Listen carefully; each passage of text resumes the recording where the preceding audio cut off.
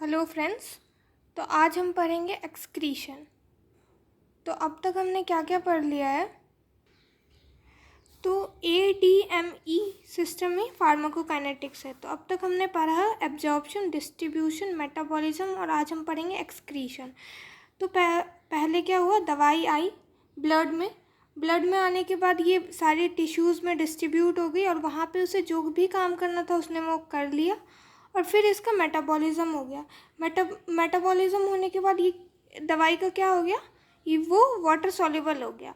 अब ये water soluble हो गया तो अब दवाई बॉडी में तो रह नहीं सकती, तो अब हमें इसको बॉडी से निकालना होगा क्योंकि ये एक फॉरेन ऑब्जेक्ट है।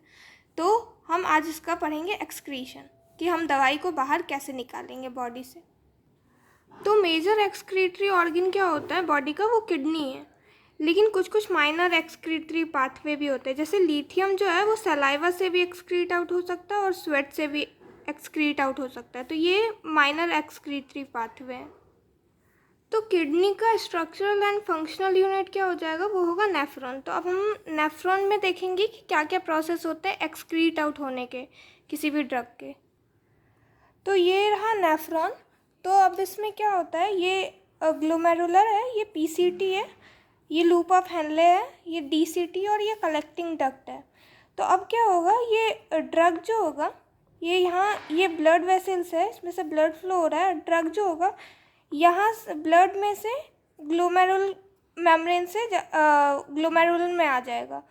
तो ये कैसे होगा, इसी को हम ग्लोमेरुलर फिल्ट्रेट बोलते हैं। तो ये जो मेम्ब्रेन होती है, ग्लोमेरुलर मेम्ब्रेन जो होती है, ये एक स्पेशल मेम्ब्रेन होती है जो कि फेनेस्ट्रेटेड मेम्ब्रेन होती है, जिसमें पोर्स भी प्रेजेंट होते हैं। तो अब हम बोलेंगे कि कौन सी ड्रग पास हो सकती है मेम्ब्रेन से। तो हम सब जानते हैं जो लिपिड सॉल्युबल ड्रग होंगी वो पास हो जाएंगी, लेकिन ये ग्लोमेरुलर मेम्ब्रेन जो है ये एक स्पेशल मेम्ब्रेन है, इसमें पोर्स भी प्रेजेंट होते हैं। तो इसमें से वाटर सॉल्युबल ड्रग भी जो होंगी वो पास हो जाएंगी। लेकिन ग्लोमेरुलर फिल्ट्रेशन में कौन सी ड्रग पास नहीं हो पाएगी, जो बहुत बड़ी ड्रग होगी। लेकिन बड़ी ड्रग तो होती ही नहीं है। लेकिन जो भी ड्रग प्रोटीन से बाइंड होंगी, मतलब जिसकी प्लाज्मा प्रोटीन बाइंडिंग ज़्यादा होगी, वो ड्रग पास नहीं कर पाएगी। तो अगर जिस भी ड्रग की प्लाज्मा प्रोटीन बाइंडिंग ज़्यादा होगी उसकी फिल्ट्रेशन कम होगी, और जिस भी ड्रग की प्लाज्मा प्रोटीन बाइंडिंग कम होगी उसकी फिल्ट्रेशन ज़्यादा होगी। तो ग्लोमेरुलर फिल्ट्रेशन जो है ये लिपिड सॉल्युबल और वाटर सॉल्युबल पे डिपेंड नहीं करता है, ये एक ही चीज़ पे डिपेंड करता है, वो प्लाज्मा प्रोटीन बाइंडिंग प्रॉपर्टी पे डिपेंड करता है। तो हमने एक्सक्रीशन के 3 प्रोसेस होते हैं, उसमें से एक प्रोसेस पढ़ लिया। अब हम पढ़ेंगे कि नॉर्मल GFR जो होता है, ग्लोमेरुलर फिल्ट्रेशन रेट जो होता है वो क्या होता है। तो नॉर्मल क्या होता है, नॉर्मल GFR होता है 125 ml पर मिनट। तो इसका मतलब क्या हो गया, 125 ml पर मिनट का इसका मतलब हुआ कि 1 मिनट में 125 ml ब्लड जो होता है वो फिल्टर होकर के यूरिन बन जाती है और वो पास हो जाती है। तो अब हम इसको 60 से इंटू करेंगे आर में कन्वर्ट करने के लिए, तो ये 7.5 लीटर पर आर हो जाएगा। अब हम फिर इसको 24 से इंटू करेंगे तो ये डेज़ में कन्वर्ट हो जाएगा और ये अप्रॉक्स हो जाएगा 180 to 200 लीटर पर डे। तो अब क्वेश्चन ये आता है कि टोटल GFR जो होता है, मतलब 180 to 200 लीटर पर डे होता है, लेकिन यूरिन में तो बस 2 लीटर ही यूरिन पास आउट होता है। तो बाकी का कहाँ गया, मतलब बाकी का जो ये है अमाउंट वो कहाँ गया। तो जब 2 लीटर ही ब्लड फिल्टर होके यूरिन में पास हुआ, तो ये बाकी का जो बचा हुआ अमाउंट है इसका ट्यूबुलर रीअब्जॉर्प्शन हो जाएगा। तो अभी हम पढ़ते हैं सेकेंड प्रोसेस एक्सक्रीशन का, ट्यूबुलर रीअब्जॉर्प्शन। तो अब जो ब्लड है वो यहाँ से फ़िल्टर होकर के PCT में आ गई ट्यूबुलर रीअब्जॉर्प्शन करने के लिए। तो ये इस ट्यूबुलर रीअब्जॉर्प्शन मेम्ब्रेन PCT और इसके मेम्ब्रेन में क्या डिफरेंस है। PCT का जो मेम्ब्रेन होता है वो कंप्लीट होता है, मतलब उसमें कोई पोर्स प्रेजेंट नहीं होते हैं। तो जो ड्रग लिपिड सॉल्युबल होगा वही बस पास आउट हो पाएगा, जो वाटर सॉल्युबल होगा वो यूरिन के थ्रू बाहर निकल जाएगा। और इस वाले में ग्लोमेरुलर मेम्ब्रेन में जो था ये पोर्स प्रेजेंट है, तो इससे वाटर सॉल्युबल भी और लिपिड सॉल्युबल दोनों फिल्टर हो जाते थे। तो ट्यूबुलर रीअब्जॉर्प्शन में क्या हुआ, वो पीसीटी के थ्रू होता है और उसमें क्या होता है, लिपिड सॉल्युबल क्रॉस कर जाते हैं और वाटर सॉल्युबल क्रॉस नहीं कर पाते हैं। तो इसीलिए मेटाबॉलिज्म यहीं पे वर्क किया। जो मेटाबॉलिज्म में हम ड्रग को वाटर सॉल्युबल बना देते थे, वो इसीलिए बना देते थे ताकि वो पीसीटी में आने के बाद यूरिन के थ्रू एक्सक्रीट आउट हो जाए वो ड्रग। तो हम कह सकते हैं कि metabolism helps in excretion of drug. तो हम रीअब्जॉर्प्शन का यूज़ कहाँ कर सकते हैं, हम रीअब्जॉर्प्शन का यूज़ ड्रग पॉइजनिंग में कर सकते हैं।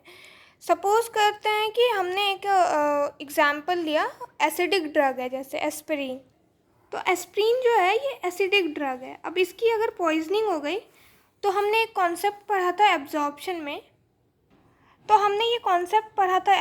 में, कि ड्रग और मीडियम दोनों सेम होना पड़ेगा तभी वो क्रॉस कर पाएगी और लिपिड सॉल्युबल हो पाएगी। लेकिन अगर ड्रग और मीडियम सेम नहीं है तो वो क्रॉस नहीं कर पाएगी। तो अब हम क्या करेंगे, हम यूरिन जो होगा उसको हम क्या करेंगे, अल्कलाइन बना देंगे, क्योंकि ये एक एस्पिरिन जो है कि एसिडिक ड्रग है।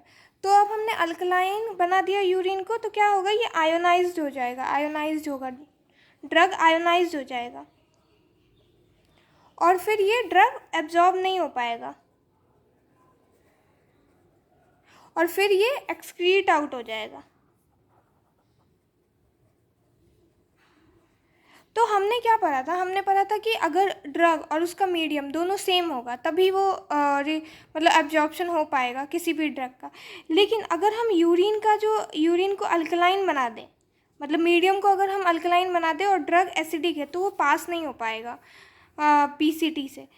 तो फिर हम क्या करेंगे, और फिर ये ड्रग जो है ये आयोनाइज्ड हो जाएगा, मतलब टूट जाएगा, और आयोनाइज्ड हो गया तो ड्रग एब्जॉर्ब नहीं हो पाता है और फिर ये एक्सक्रीट आउट हो जाएगा।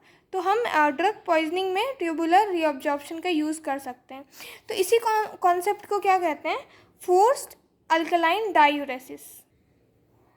तो फोर्स अल्कलाइन डायूरेसिस क्या हुआ, इसमें क्या करेंगे, यूरिन को अल्कलाइन बना देंगे एसिडिक ड्रग में ताकि ड्रग जो होगा वो बाहर, मतलब यूरिन से बाहर निकल जाएगा। तो अब क्वेश्चन आता है कि हम कैसे बनाएंगे ड्रग को, मतलब यूरिन को अल्कलाइन। तो हम सोडियम बाइकार्बोनेट देंगे जिससे कि यूरिन जो हो जाएगा वो अल्कलाइन बन जाएगा और एसिडिक ड्रग जो होगा वो यूरिन के थ्रू पास आउट हो जाएगा, वो रीअब्जॉर्ब नहीं हो पाएगा। तो यूरिन को अल्कलाइन बनाने के लिए सोडियम बाइकार्बोनेट यूज़ करेंगे। अब हम एक और एग्जांपल लेते हैं बेसिक ड्रग का, एम्फेटामीन। अब एम्फेटामीन की पॉइजनिंग हो गई है, तो एम्फेटामीन एक बेसिक ड्रग है। तो अब हम क्या करेंगे, मीडियम को एसिडिक बनाएंगे, तो मीडियम अलग हो जाएगा और ड्रग अलग हो जाएगा, अलग अलग मीडियम और ड्रग रहेंगे तो ये पास आउट नहीं हो पाएगा, रीअब्जॉर्प्शन नहीं हो पाएगा इसका। तो एम्फेटामीन के लिए हम एसिडिक बनाएंगे यूरिन को जिससे कि एम्फेटामीन एक्सक्रीट आउट हो जाएगा। तो अब ये क्वेश्चन आता है कि हम कैसे बनाएंगे एसिडिक, यूरिन को एसिडिक कैसे बनाएंगे। तो हम यूरिन को एसिडिक बनाएंगे अमोनियम क्लोराइड से। तो ये यहाँ ख़त्म होता है ट्यूबुलर रीअब्जॉर्प्शन। अब हम तीसरा पढ़ेंगे, तीसरा प्रोसेस ट्यूबुलर सिक्रीशन। तो अब हम पढ़ेंगे ट्यूबुलर सिक्रीशन। तो अब क्या होता है, पीसीटी में 2 पंप होते हैं। तो इन पंप के थ्रू क्या होता है, कुछ ड्रग जो होते हैं ब्लड से यूरिन में आ जाते हैं डायरेक्टली, तो इन्हीं को हम ट्यूबुलर सिक्रीशन कहते हैं। ट्यूबुलर सिक्रीशन जो होता है ये इंडिपेंडेंट होता है ग्लोमेरुलर फिल्ट्रेशन के और रीअब्जॉर्प्शन के। अब ये जो सिक्रीशन होता है ये 2 तरीके के पंप से होता है। तो एक है ऑर्गेनिक एनायन ट्रांसपोर्टर और ऑर्गेनिक कैटायन ट्रांसपोर्टर। ये जो 2 पंप है ये एसिडिक और बेसिक दोनों ड्रग के लिए है। अब ये जो पंप जो होते हैं ये सैचुरेबल होते हैं। सैचुरेबल का क्या मतलब है कि ये पंप है, अब इसमें से एक बार में एक ही पास हो सकता है, मतलब एक ही ड्रग पास हो सकता है। ऐसा नहीं कि इसमें से एक बार में 2-3 ड्रग पास हो रहे हैं, तो ऐसा नहीं होता, एक बार में एक ही ड्रग पास होता है। जैसे उसका एग्जांपल है पेनिसिलिन। तो पेनिसिलिन के साथ क्या होता है, तो पेनिसिलिन का जो होता है ये ट्यूबुलर सिक्रीशन बहुत फास्ट होता है। तो पेनिसिलिन ब्लड में आती है, 2-3 घंटे काम करती है और फिर सिक्रीट होकर के यूरिन से निकल जाती है। तो इसीलिए शॉर्ट एक्टिंग है और इसको बार बार हमें देना पड़ता है। तो अब हमने क्या किया, इसको लॉन्ग एक्टिंग बनाने के लिए हमने क्या किया, हमने एक और ड्रग दिया। तो अब हम क्या करेंगे, पेनिसिलिन के साथ प्रोबेनिसिड देंगे। प्रोबेनिसिड देने से क्या होता है कि ये जो पंप है ये प्रोबेनिसिड को प्रीफर करता है पेनिसिलिन के ऊपर। तो हम क्या करें, तो क्या करता है ये पंप, ये प्रोबेनिसिड को पहले पास आउट होने देता है, बाद में पेनिसिलिन को बोलता है रुको अभी तुम्हारे जाने का टाइम नहीं आया है। तो इसके वजह से बार बार जैसे प्रोबेनिसिड गया और फिर ये इसमें से पास आउट हुआ, तो पेनिसिलिन जाके बोलेगा अब मेरी बारी है, लेकिन फिर बोलेगा पंप नहीं अभी बहुत सारा प्रोबेनिसिड है तो अभी तुम रुको, अभी तुम पास आउट नहीं हो पाओगे। इस वजह से पेनिसिलिन जो है वो लॉन्ग एक्टिंग बन जाता है और वो ज़्यादा टाइम तक काम कर पाता है। तो अब एक स्टेटमेंट है, क्या है स्टेटमेंट कि इफ़ क्लियरेंस जो होगा वो ग्लोमेरुलर फिल्ट्रेशन से ज़्यादा होगा तो क्या होगा, ट्यूबुलर सिक्रीशन जो होगा वो मस्ट बी प्रेजेंट, मतलब वो होगा, बिल्कुल कंफर्म है। लेकिन ट्यूबुलर रीअब्जॉर्प्शन जो होता है वो प्रेजेंट हो भी सकता है और नहीं भी हो सकता है। तो इस स्टेटमेंट को अब हम समझते हैं। तो हमने क्या बोला कि ये क्लियरेंस जो है ये फिल्ट्रेशन से ज़्यादा हो, मतलब क्लियरेंस जो होता है 150 हुआ है सपोज़ करते हैं, और ये ग्लोमेरुलर फिल्ट्रेशन जो है ये 100 है। तो अब ये ट्यूबुलर सिक्रीशन तो प्रेजेंट होगा ही, तो सपोज हम क्या करते हैं, लेकिन ट्यूबुलर रीअब्जॉर्प्शन प्रेजेंट हो भी सकता है और नहीं भी। तो 100 है फिल्ट्रेशन और क्लियरेंस 150 है, तो ट्यूबुलर सिक्रीशन 70 है, तो रीअब्जॉर्प्शन 20 भी हो सकता है।